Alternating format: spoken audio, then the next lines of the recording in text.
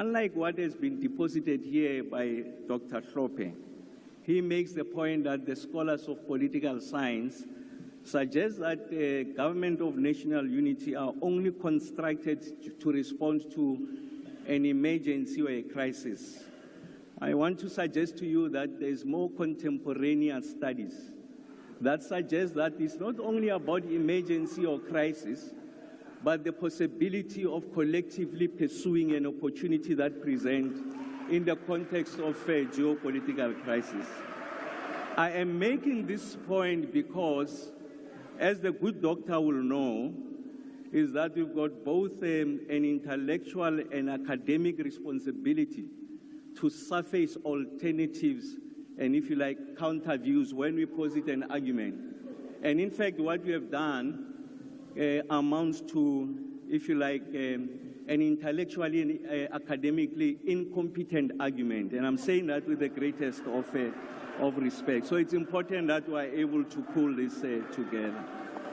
And then the issue of the GNU. I must say that the African National Congress entered into this arrangement, and it has not lost its character.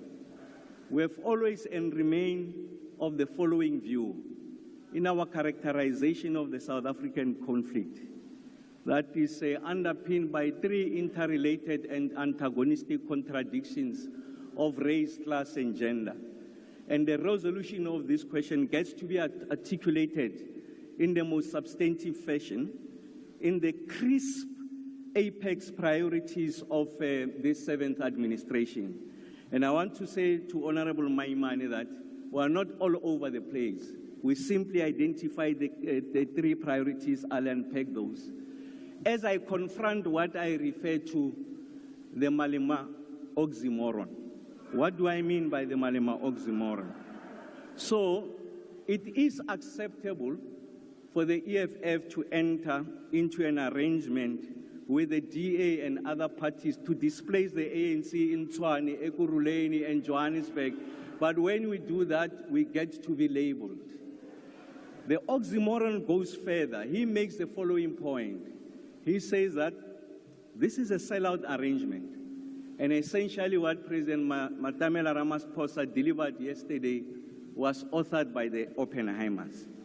And then in the same argument, he says, but this is a repeat of what Matamela Ramaphosa has been saying all along. So this articulation really belongs to us. Is the originality of this. So that is the oxymoron I'm referring to. Let me go to the substantive issues. The first issue on inclusive growth and job creation. The President Ramaphosa makes the following point, that there is a need for us to beneficiate the minerals. Honorable Shivambo says that the geopolitical consideration should be factored in the speech. Of course, there's an undercurrent of that in his articulation. What do we know about the clean conversation about the just transition? We know that the Western industrialized North are likely going to introduce artificial barriers in the form of carbon border adjustment mechanisms.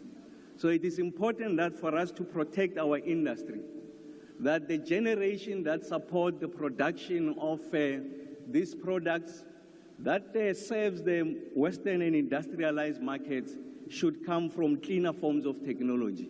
And what do we know about the possibility of clean forms of technology?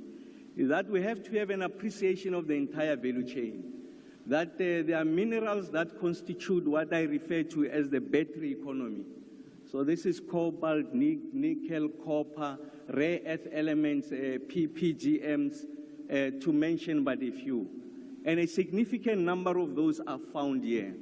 And that's why on the back of an industrial policy, having concluded the cadastral system that Minister Mantashe is referring to, we are able to articulate in the most comprehensive and coherent manner what these opportunities present as we evolve towards the electric cars, the displacement of internal combustion engine to be replaced by electric vehicles. South Africa's market is much bigger than that's the Africa Continental Free Trade Area, but the possibilities goes beyond.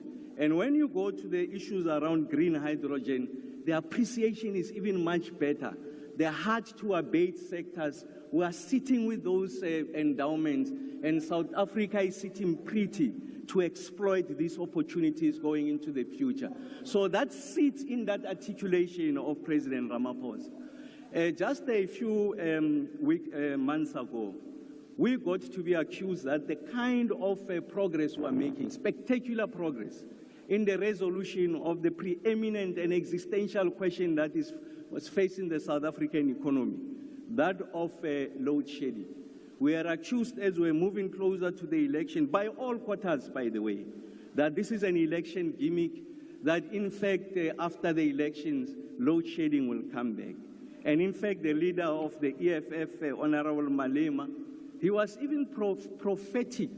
And he said on the 29th of May at 10, the lights will go off. We are 113 days today without load shedding. And when I was advised that respond to this question. When I looked deep, I said it doesn't warrant a response. But in fact, what it calls for is education. It's a very complex engineering question to understand. And I'm going to give myself time to be able to educate you so that there's a greater level of appreciation. But we also, on the issues of reducing poverty and tackling high cost of living, President Ramaphosa makes the point about expanding the flow of the social wage. When I'm talking about the social wage, I'm not only talking about transfers. The 340 SRD grant is the threshold of water and electricity that we give to the poor. And the zero rating, the expansion of the zero VAT rating of the basket of food. President Ramaphosa refers to that in his articulation. Surely, someone who defends and expands the social wage can't be a sellout. He's someone who's on the side of the poor and doing everything to ensure that we address this question. I want to say, as I move closer to conclusion, that we are going to protect also the interest of the poor to the extent that their wages and their disposable income is eroded by the exponential increases with regards to electricity tariffs. And it is at this point that we are going to super exploit our renewable endowments in the form of the sun and the wind speeds that are found in the Cape provinces.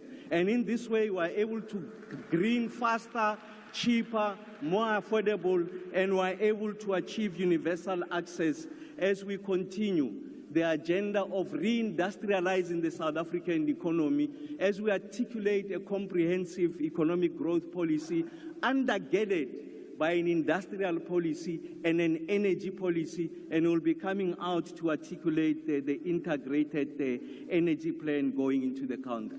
And the last one is around building a capable, ethical, and developmental state. The turnaround, as an example, that we are seeing in ESCOM, is not an act of miracle.